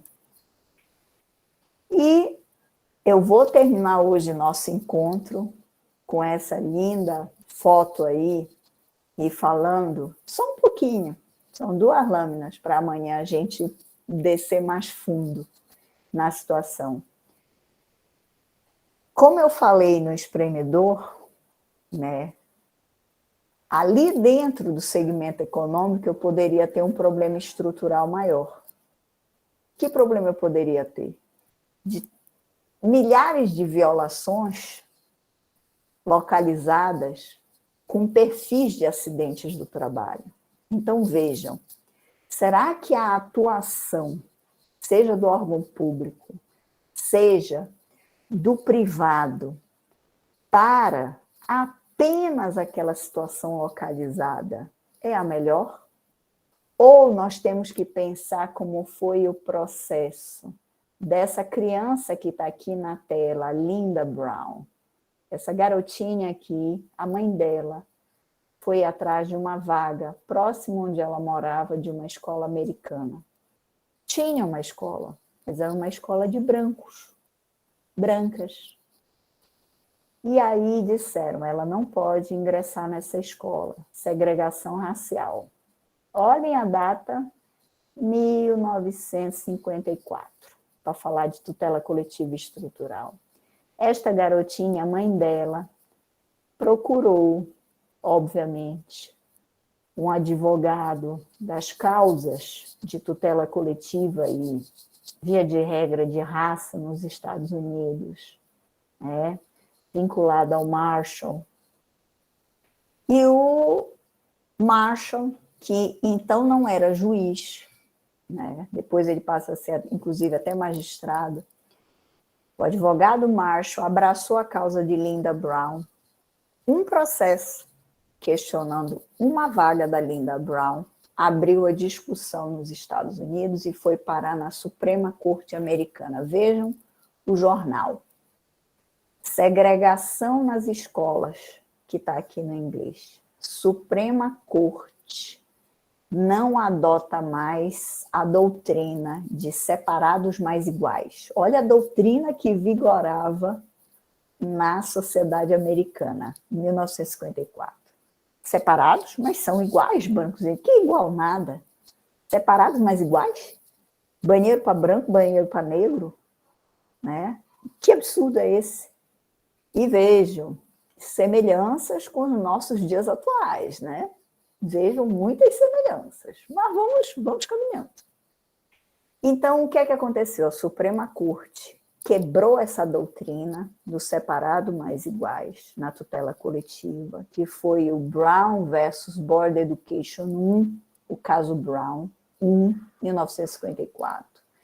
E depois voltou, em 1955, o caso Brown 2, com a mesma situação da garotinha Linda Brown, em como efetivar, em como dar para ela a vaga na escola. É o que o Supremo está tentando fazer com as penitenciárias. Então, o Supremo já disse, nosso modelo de penitenciária está falido, está errado. Agora, como mudar? Como planejar? Como tentar resolver? Ninguém está dizendo que em 2021, vamos voltar para o nosso ano, que a gente não tem mais segregação racial nos Estados Unidos. Claro que ainda tem. Mas a gente não tem mais banheiro para branco e banheiro para negro. A gente não tem mais escola de branco e escola de negro. Então, a gente subiu um degrau para a igualdade. Mas ninguém está dizendo que alcançou a total igualdade. Mas a gente está caminhando. Então, qual é a ideia do processo estrutural? Vamos lá. O caso dizia respeito a uma vaga na escola. O caso se tornou um precedente não só para as escolas. Os hospitais também eram hospitais de brancos e hospitais de negros. Acaba com os hospitais. Os banheiros de trabalho eram banheiros de brancos e negros. Eu estou querendo me lembrar daquele filme maravilhoso da astronauta, daquela que trabalhava na NASA. Alguém lembra aí? Que eu recomendo a vocês, se puderem assistir o filme. Ele já está até no YouTube. Eu vou tentar lembrar o nome. E esse caso do filme era a cientista, ela negra, uma cientista maravilhosa, e ela trabalhava em um ambiente. Primeiro, ela tinha 2 problemas. Ela era negra e ela era mulher. Então, ela tinha 2 problemas de interseccionalidade. Brigada, como estrelas na Terra. Tá? Então, ela tinha 2 problemas. Negra, a raça, tá? E o outro, obviamente, estereótipo, mulher. E ela é uma cientista projetada, maravilhosa e tudo e tal. E ela foi para um dos setores mais complicados da própria NASA. Aí ela chegou lá e, no meio do trabalho, ela ficava agoniada para ir no banheiro. Aí ela levantava a mão para o chefe, o filme é ótimo, porque a atriz é maravilhosa. Aí ela levantava a mão para o chefe e ele dizia, sim. Aí ela dava uma desculpa, aí ela corria para o outro prédio, que demorava assim uns 15, 20, 25 minutos para ela retornar. Estrelas Além do Tempo, a Rosane me ajudou. Esse filme é maravilhoso, eu recomendo. Aí ela corria para o outro prédio, fazia o pipi, voltava. Aí um dia o chefe branco, óbvio homem, ele olhou para ela e disse, você chega atrasado, o que está acontecendo? Você, esse intervalo, achou que ela estava marombando o intervalo, né? Brincando de intervalo na hora que não tinha intervalo. E ela pegou e disse assim, meu chefe, você sabe por que eu demoro? Porque não tem banheiro para mim aqui nesse prédio. Eu tenho que atravessar e ir para o outro lado. Aí ele pegou uma marreta à vontade de fazer isso no judiciário, né? Enfim, pegou uma marreta, foi lá e quebrou o banheiro. E disse, aqui não vai, mas claro, o filme tem a sua visão lá bonita, né, romântica da situação, né, a gente fica empolgado. Mas é esse nosso sentimento, de tentar pegar a marreta. Então, o caso da Linda Brown, veja, ele despertou para o quê? Para um problema gravíssimo e profundo de segregação. Nas escolas, nos hospitais, banheiros, ambientes de trabalho. Vai embora, tá? Vai embora. Vai embora. E aquela decisão não serviu mais só para a escola, o hospital, para todos os núcleos onde haja segregação. Isso é tutela coletiva. Essa é uma política de reestruturação. Ninguém está dizendo que é um país ideal, longe de mim. Sei das mazelas, das doenças que continuam lá graves da própria sociedade americana. Mas nesse degrau melhorou e continua tentando melhorar em outros degraus. Então essa é que é a ideia de um país que tem esse discurso, essa fala dessa projeção de tutela coletiva. Esse que é o nosso ideal, tá? E tem uma outra situação também, essa mais próxima. Estão vendo aqui, conseguindo ver? Eu peguei essa foto, mas ela como é uma foto pública, que eu só podia usar fotos públicas, claro, é uma foto pública, isso aqui são dormitórios de penitenciárias. Então, foi um caso em 1969, que também de processo estrutural foi para a Suprema Corte Americana, Holt versus Sarver 1, que disse que eram cometidos abusos, né, no sentido de espaço, de higiene, de tratamento de dignidade das penitenciárias. E isso foi abraçado para N ambientes. E aí, em 1970, veio o Holt versus Sarver 2, que aí foi de como executar, de como melhorar. Ninguém está dizendo que a penitenciária americana é a melhor do mundo, tá? Que é padrão de dignidade, até porque eu, por exemplo, estou assistindo uma série agora que eu assisto só em função do direito, de que não é só lazer, também profissional. Brincadeira minha, brincadeiras à parte. Mas essa série, que chama For Life, é verídica. Acabou a primeira temporada agora, eu acho que já estão lançando a segunda temporada, eu já estou ansiosa pela segunda temporada, que é de um negro que é colocado indevidamente, né, no padrão da penitenciária americana. Ele sofre os maiores abusos em termos de indevido processo legal. Não teve direito a provas, contraditório, não teve acesso aos documentos do processo. Então, mostra também outras doenças da sociedade americana. E veja, muito mais próximo dos nossos dias atuais. Mas esse sentido desses dormitórios, a falta de higiene, os abusos cometidos, pelo menos à época, né, isso já foi extirpado. Claro que existem outros abusos tão graves quanto, mas que aí devem ser objeto desse processo e dessa política de reforma estrutural. Então, eu queria inaugurar o tema. Amanhã eu vou fazer o seguinte, eu vou abrir o projeto de lei vou na legitimidade, que eu acho uma essência muito bonita do projeto. Vou dizer para vocês que mesmo que não passe, para mim já está contemplado, e vamos aprofundar esse canal do processo estrutural. E fiquei devendo a vocês o relatório em números da Justiça Brasileira, que eu vou já mandar para a Rosane, tá? Que saiu ainda há pouco, e é um material assim, quando vocês tiverem um tempinho, uns minutos, de olhar para ver como é que está a justiça, onde estão os gargalos, os obstáculos, tá? Que é para a gente caminhar melhor e em prol dessa tutela coletiva. Eu vou parar por aqui. Eu acho que está bom no nosso momento virtual. Se alguém tiver alguma dúvida, enfim, algum questionamento, alguma observação, fique muito à vontade. Tá? Bom, minha chefe Rosane, minha chefe Tamires. Então, por hoje, eu espero que tenha sido agradável, que tenha sido uma boa reflexão, e amanhã, cenas dos próximos capítulos, a gente continua. Tudo bem? Certo, professora. Só confirmando, Obrigada, o nome do professora. filme é Estrelas Além do Tempo mesmo, é porque eu lembrei do Isso. outro, que é Como Estrelas na Terra, que é de um menino indiano que tem dislexia, que também é muito bom, né? Mas esse filme Excelente que a também. professora falou é Muito Estrelas bom. Além do Tempo. É Estrelas Além do Tempo. E são 3 Isso. cientistas. Eu Isso. foquei nessa porque é justamente o problema da segregação com a história